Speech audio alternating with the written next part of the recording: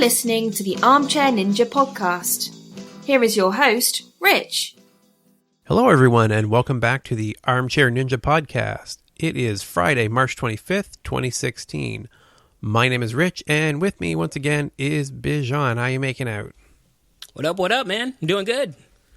So we are still in the off season. We've still got some updates coming in. It's kind of great. There's always something to talk about. So this week, we've got a little bit of a preview of the upcoming course. We're going to be celebrating a milestone. And I think we'll take a bit to just kind of talk about who we are, kind of introduce ourselves a little more and get into that a little bit. So the other night, my wife calls from the other side of the house and she says, there's Ninja Warrior on TV. You have to come see it. So I run into the room and I see Akbar giving commentary on a run. It's like we get a preview of the upcoming season. It was really cool. Yeah, you can say that. It was quite an interesting run. I loved it. The athlete was amazing. Man, shows a lot of potential. Yeah, so his name was Yoshi. We did see him in a video back in September. He had a video that had gone viral. I don't know if it was part of his submission tape for the upcoming season, but it definitely got a lot of attention. Matt Eisman had provided some commentary for it. It's a guy named Yoshi, kind of a shorter guy, a little shorter than Dustin McKinney even, so if he could make it up the warped wall in the city qualifier, he would actually be the shortest to ever do it. Oh, yeah. I mean, he's got to be probably the shortest person to ever run the course. And, he toughed it out. He's a killer, man. Yeah, so he's 2'10", 26 pounds.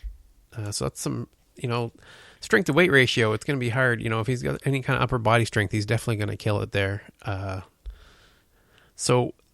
was a shortened course. It actually had five obstacles. We had the quintuple steps, the rolling log, a new obstacle, actually, the basement crawl plank, the double helix, and warped wall. And a lot of them, we knew with the new season, they would be modifying a lot of the course. It would be, they're going to be upping the difficulty. We thought it seemed to make sense, right? With two finishers last season, we thought maybe they would ramp it up. So, but we noticed right off the bat, so the quintuple steps, they've moved them really close together. So rather than space them out the way they have in the past, they were practically on top of each other.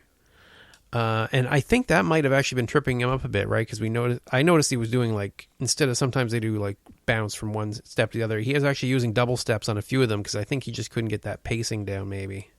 Yeah, you have to get used to the balance, He was probably training so much on the quintuple steps, he was probably an ace at it. So now he has this new obstacle, he's just got to kind of readjust. Yeah, so he had perfect balance on the rolling log, I'd say, but they really kind of toned it down. Rather than having the rolling log actually roll, it was fixed in place, right? So it really seemed to reduce the challenge. He just kind of blew through that without too much issue. Yeah, but it shows his balance, right? I mean, he had no problems with it. His balance was on point. Yeah, so the basement crawl plank, I wasn't a big fan of this new obstacle. It's got a really low height, which I bet would be really difficult for some competitors, right? But his small size made it way too easy. It's like it wasn't much of an obstacle for him at all. And I think it's really bad to have obstacles that are dependent on body type in that way, And Akbar's comment that it requires good core strength, I really don't think that could be further from the truth. It really seemed to just play to his body type. Yeah, it's almost as though the producers are like, you know what?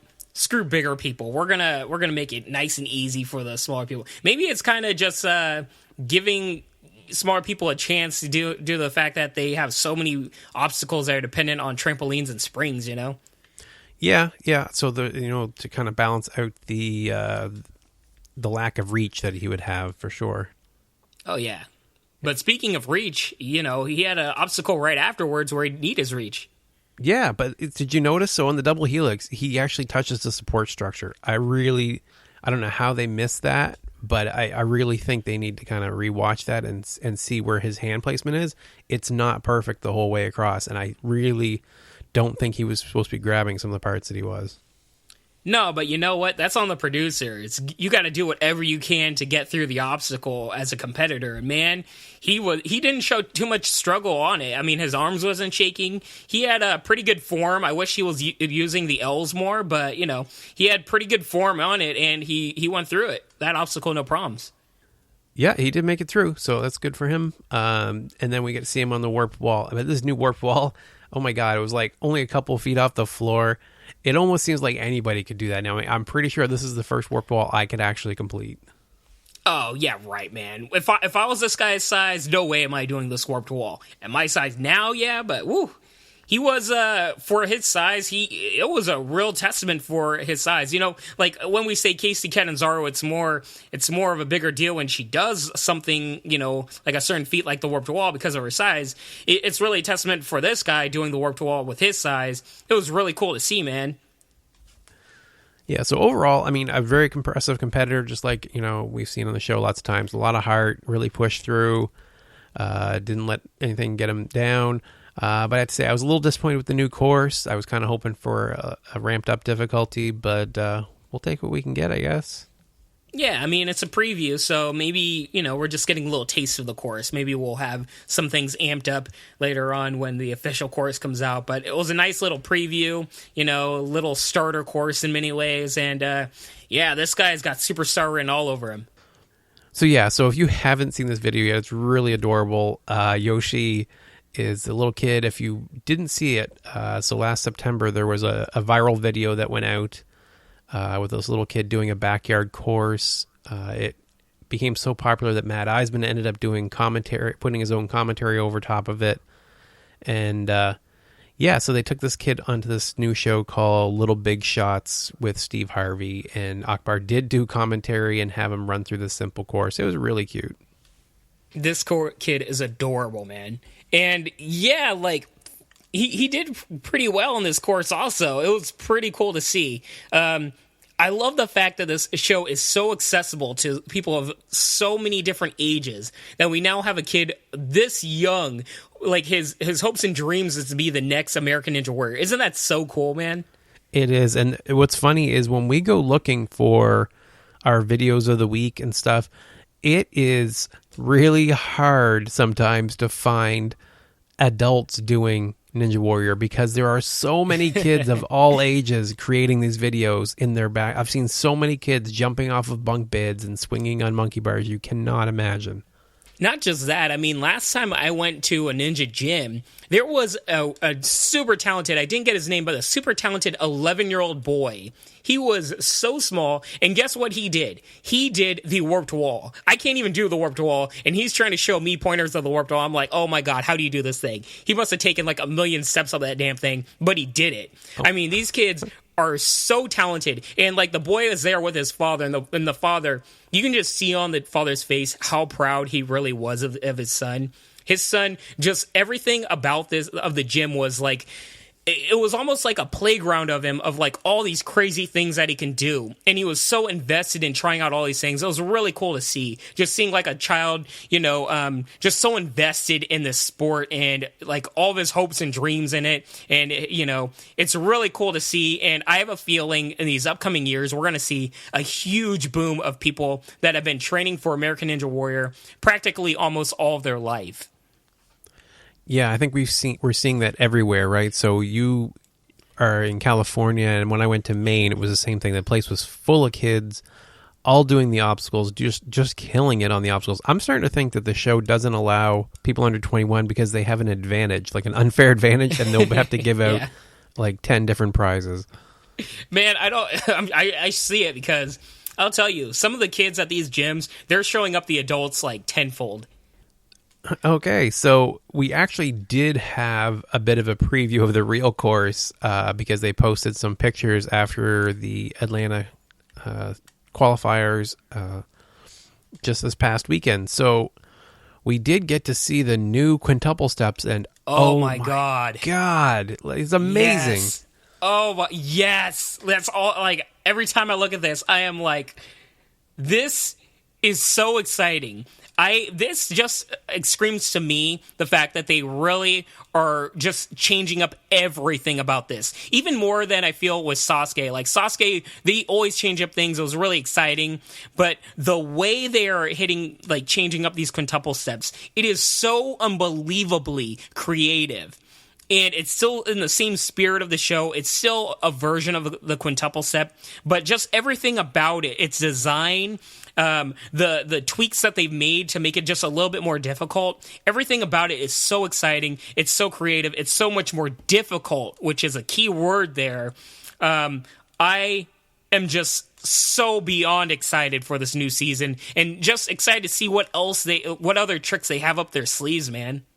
Yeah, so I'll make sure to paste a link to the new picture that they posted. But just to describe it for those that didn't see it, if you imagine, I kind of picture them like the paddles on a, oh my god, on a pinball machine. Yes, pinball machine. Yeah. Yeah. So if you picture like paddles on a pinball machine. Spaced out similarly to the quintuple steps, but elevated, so they have to go up, not just forward, and it looks amazingly difficult. Yeah, so every single rung of the quintuple step is a level higher. So the first left step is a little high, and then the right step above is higher than that, and it keeps going up side to side. So not only now, rather than the quintuple steps where you're going horizontal side to side, you're also going a horizontal and vertical, so you have to kind of spring upwards to the side. It adds such a different way of creativity. And once you finish up the description, and we'll go more into it. I think that covered it pretty much. I don't know. To me, it looks like they're adjustable. You seem to think when we talked about it that they might have some kind of give to them or bounce. Yeah, so there's two ways to look at it because... as we said, they're kind of like the pinball machines where they kind of you know how you can bounce them upwards or whatever. With these, they're tilted downwards, but you can see underneath them that they have some give. So there's two ways to look at it. One is that they just have a give and they go downwards, kind of like how the... what is the obstacle that everybody's been feeling on the dancing stones? So it could be like the dancing stones where if you hit them, it kind of just gives in and you fall downwards. So like if you hit one of these downward pegs, it just goes down and you might have to fall in if you don't jump off of it immediately. The other way, and one way I'm really hoping that where they have it, is that they actually have some spring to it, because the way these are positioned right now, they are going to be incredibly difficult for anybody that has shorter legs. And I really worry that the women are going to have a really hard time with this particular obstacle. Not because, they're women or anything, but you have to remember, this is the first time anybody's going to be handling this particular obstacle. So there's not going to be a lot of people that have the proper technique of handling it if you are at a deficit already physically.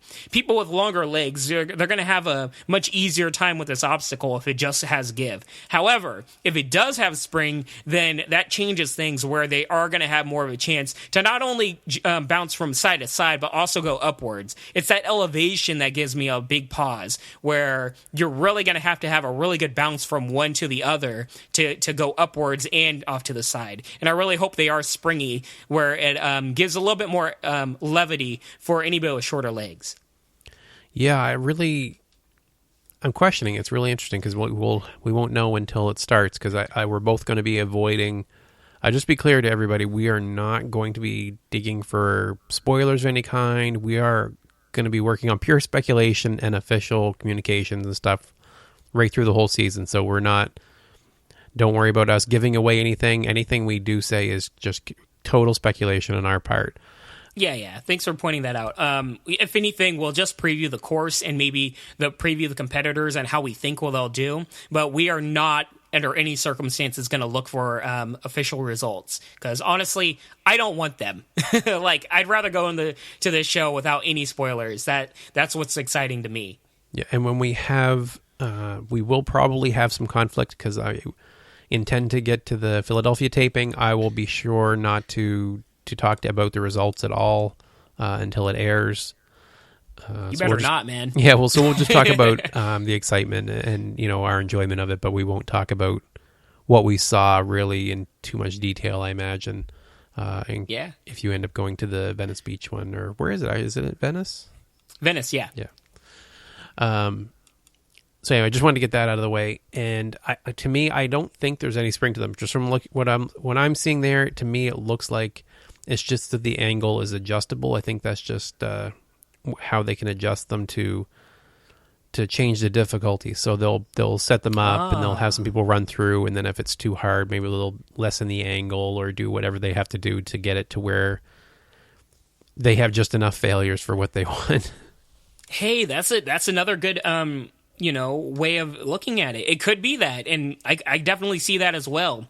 My speculation is that they just give in a little bit, and that's what worries me. But yeah, there's 3 ways of looking at it. We'll see when the show's on how they actually work. Yeah, my guess would be too with the like I said, the female competitors, or really anyone that doesn't have the height. I think we'll see like an unprecedented number of people using their hands to like grab the obstacles. They'll have to leap and basically grab the steps in order to make it across, I think. Yeah, but with their shape, I mean, there really isn't much to even grab, honestly. Oh, that's a good point, too, because of the way they're shaped. That's going to be harder, too.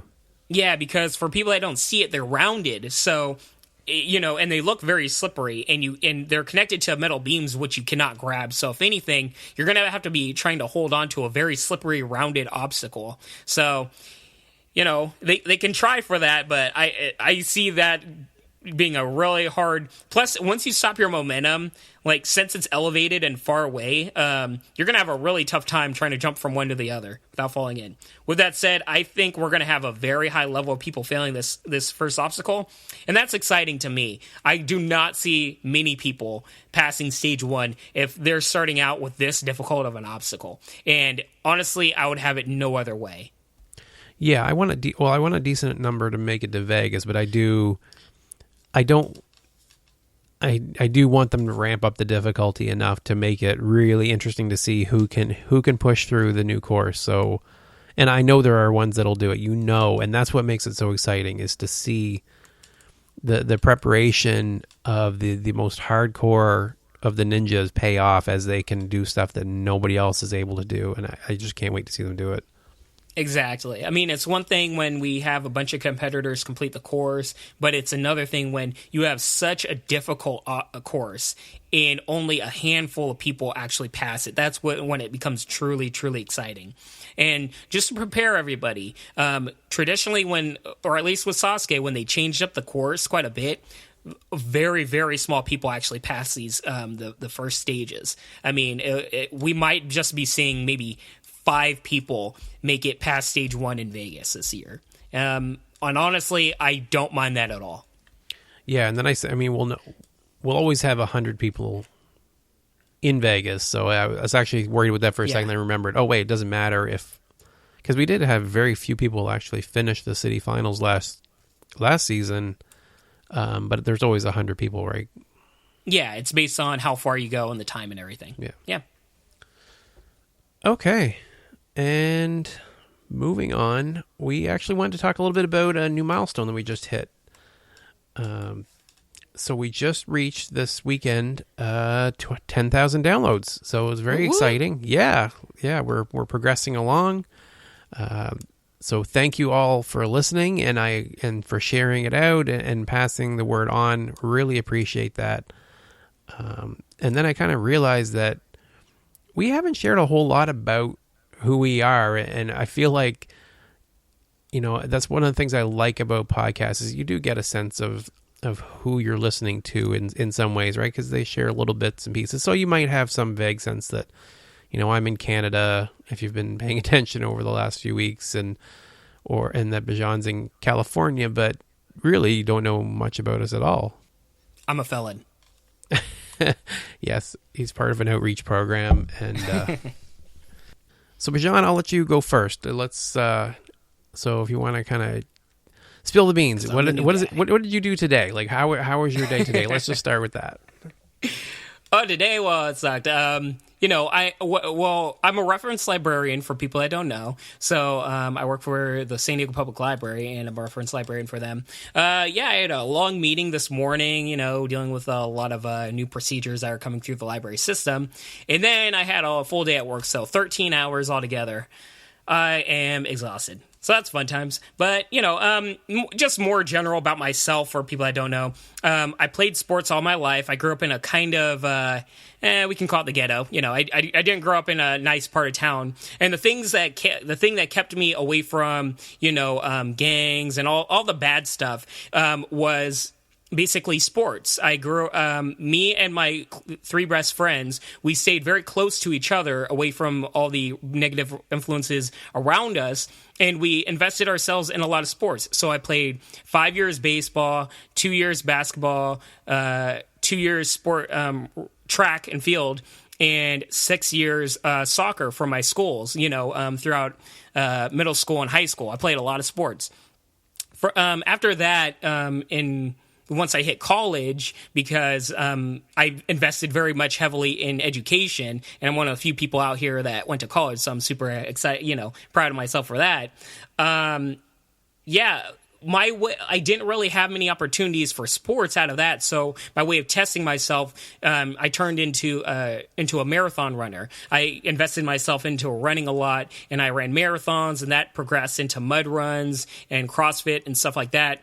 And after a while, I was like, you know what? I should try Ninja Warrior. And just so people know, I've been watching Ninja Warrior ever since it debuted on G4 TV years and years back. I think I was in middle school at the time, and my dream was to go to Japan and try this Ninja Warrior obstacle course. And now I'm an adult, and man, do I really want to try it at least one day, say that I've tried it. And yeah, I mean, I look at Makoto Nagano and people like that as just like gods among Earth. I mean, they are just so incredible people, and it's so amazing that the sport has progressed throughout my entire life, to where it is now, and that so many people share this passion of mine for the sport in general. And yeah, that's the basic gist of it. I've been a sport athletic person all my life. I'm also a nerd by the fact that, I am a librarian. a lot of my friends, because I had jock friends in high school and everything. And after I went into college and joined the library, but it's like, you work at the library? What? Let's just say not many people expected that, but I love being a librarian. I love books. I love reading. It's a passion. And I'm currently in graduate school to become a college professor, an English college professor, because my passion's always been writing, reading, literature, stuff like that. What about you, Rich? How are you? Well, I'm going to up the geek ante a little bit here. So if you think a librarian's a geeky profession, I'm actually a senior systems analyst. So I'm the computer guy. So when if you call into tech support, you get what we call a Tech 1, basically, and then become a Tech 2 and Tech 3, and then from there you can move on to be an analyst, and now I'm moved up to being a senior analyst. So boiling it all down to what I do with my day is I work for the largest hotel company in the world, actually. It's Wyndham Worldwide, so that it includes like Ramada, Days Inn, Super 8, a lot of different brands. And basically, roughly 1,000 hotels kind of fall under my particular division, if you want to look at it that way. And I have to make sure that they're happy with their computers and that everything works, and that reservations that are booked online make it down to them, and printers work, and everything that basically goes into their computer systems is running smoothly every day.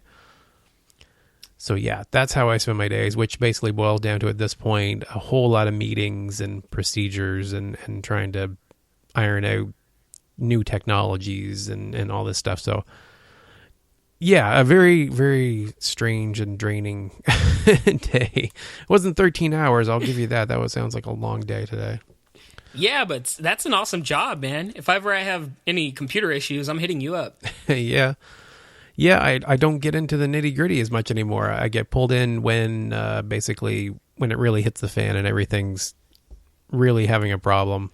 And you're the last resort, huh? Yeah, I am kind of that last resort. So when nobody else can fix it, they bring it to me now to do it. So it was just very cool. It's it's a lot of responsibility, and I really enjoy it. It's a really rewarding job, and it's not one that no kid ever grows up going, man, I when I grow up, I'm going to be a systems analyst. But you look, it's out there as, when you look at top jobs to get, it's usually one of the ones listed because it's a very changing, rewarding, it's just a cool job, especially if you like fixing and tinkering with things. So yeah, it sounds fun and awesome, man. yeah, so that's the day-to-day stuff. I've actually got, the family life is probably the more interesting thing. I've got a wife, and I've got 3 daughters, a stepdaughter, and a stepson, and they range from 9 years old to 26 years old. So it's a very wide range.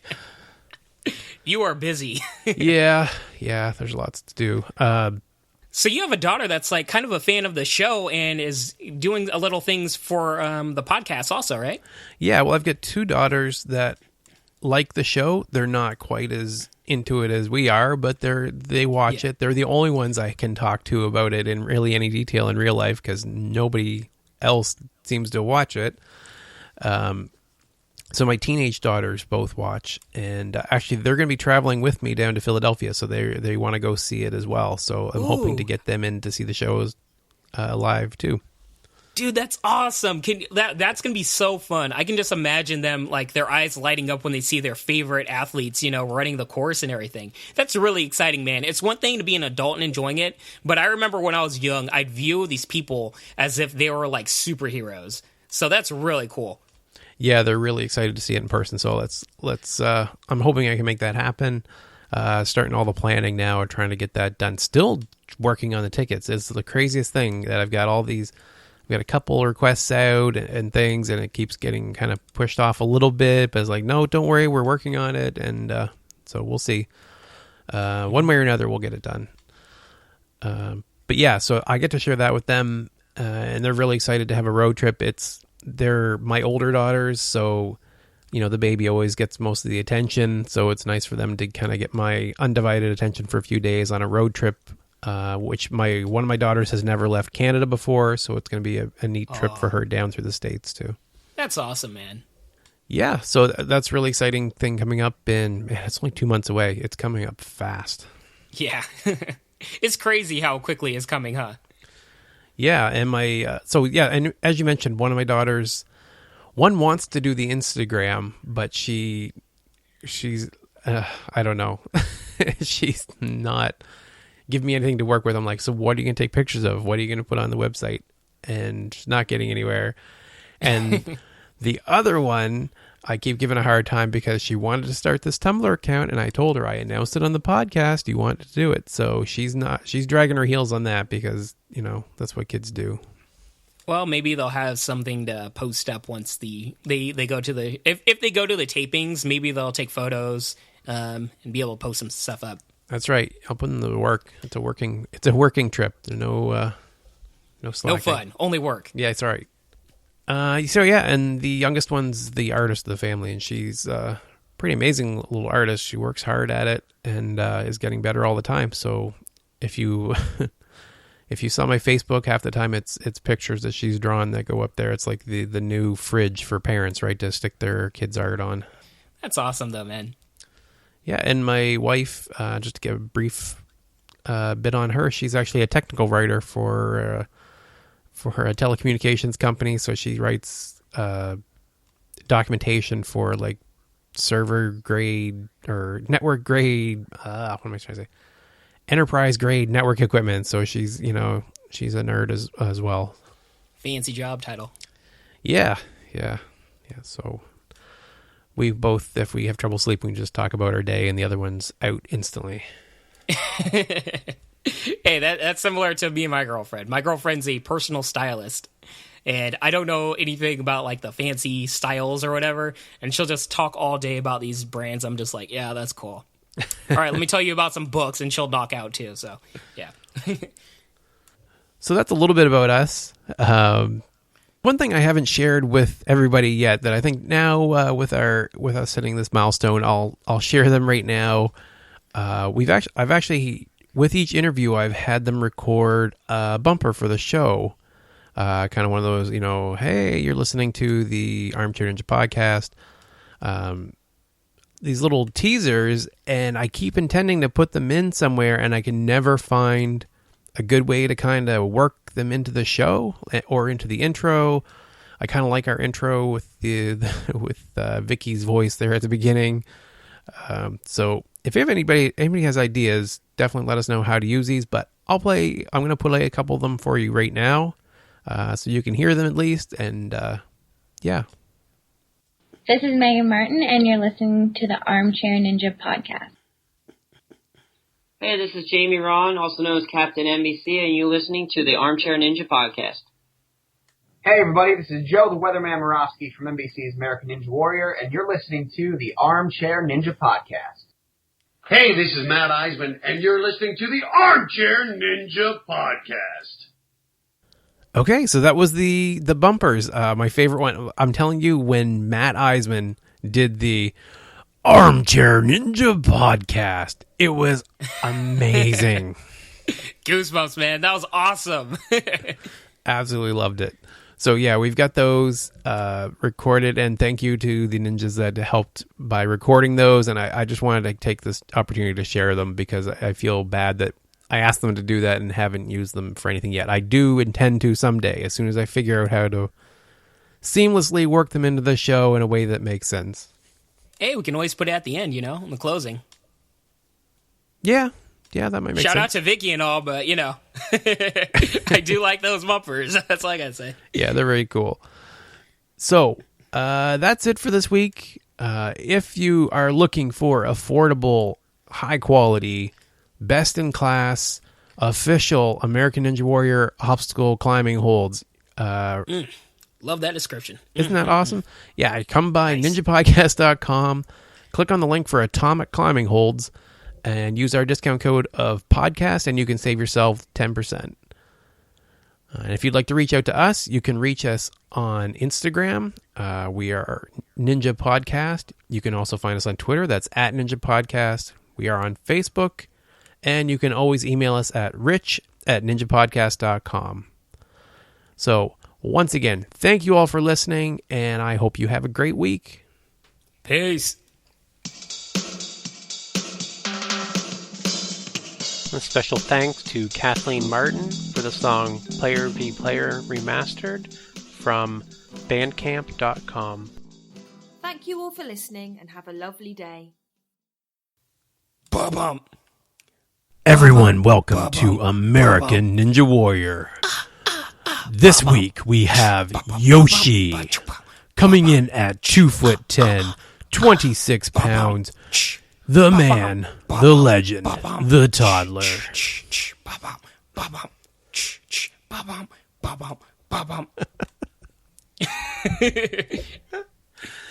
I have no idea. It's a Yoshi. Hang on. Say Yoshi. Yoshi. Yoshi! Oh my god! Yeah! Yoshi! Yoshi! Yoshi! What are we doing?